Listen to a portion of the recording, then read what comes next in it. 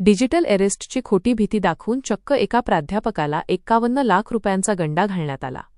तुमच्या बँक खात्यातून terror funding आणि मनी लॉन्ड्रिंग करण्यात आल्याची भीती व्हिडिओ कॉल करून दाखवण्यात आली।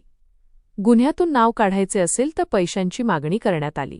कौठा भागातील रहिवाशी असलेल्या या प्राध्यापकाने जुलै 17 ते जुलै 24 दरम्यान भीतीपोटी 51,34,000 रुपये वेगवेगळ्या खात्यात टाकले। अजूनही पैशांची मागणी सुरूच असल्याने शेवटी या प्राध्यापकाने पोलिसांकडे धाव घेतली। सायबर पोलिसांनी या प्रकरणी गुन्हा दाखल केलाय। डिजिटल अरेस्ट सारखा कुठलाही प्रकार पोलीस खात्यात नसतो। कोणताही पोलीस कोणत्याही गुन्ह्यासाठी डिजिटल अरेस्ट करत नाही। त्यामुळे नागरिकांनी अशा कोणत्याही फोन कॉलला बळी पडू नये। असा कॉल आल्यास पोलिसांशी संपर्क करण्याचे आवाहन पोलीस अधीक्षक निलाभ रोहन यांनी केले। डिजिटल अरेस्टचा एक गुन्हा आहे ज्याच्यामध्ये जवळपास 50 लाखपेक्षा जास्तची फसवणूक झालेली आहे एका नागरिकांची।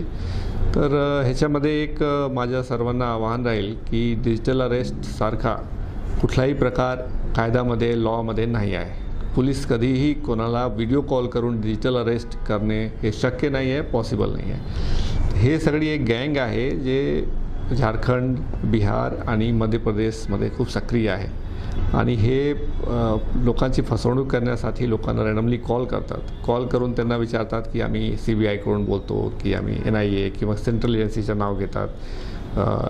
काही data protection cell Mumbai, crime branch Mumbai अशा प्रकारे ते बोलवून भीती घालण्याचे प्रयत्न करतात।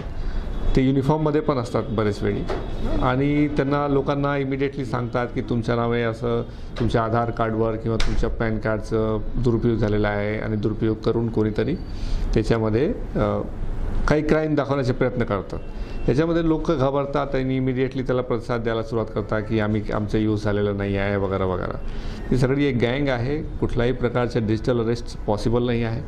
हा जो फिर्यादी होता याचं बॅकग्राऊंड काय हे प्राध्यापक असल्याची माहिती आहे, म्हणजे शिक्षित लोकांना सुद्धा हे एक्झॅक्टली खूप शिक्षित लोकांना पण ते एवढे एक्सपर्ट आहेत, ते चांगले ट्रेंड आहेत। हे सगळे क्रिमिनल्स जे आहेत की ते बरेच शिक्षित लोकांना ह्याच्यामध्ये ते टाकतात, ह्याच्यामध्ये फसवणूक करतात त्यांची आणि लोक ते माहोल असं क्रिएट करतात की याच्यामध्ये बळी पडतात। पण ह्याचं कोणीही व्हिडिओ कॉलवर कधीही पोलीस कोणाला अरेस्ट करू शकत नाही, इम्पॉसिबल आहे। व्हिडिओ कॉलवर कोणी स्टेटमेंट पण घ्यायला जात नाही, कोणी व्हिडिओ कॉलवर कोणाला सांगत पण नाही की तुमचं असं झालेलं आहे। जर खरंच तुमचं मिसयूज झालेला आहे तर तुमच्या पोलीस स्टेशनमध्ये तुम्हाला बोलवलं जाईल।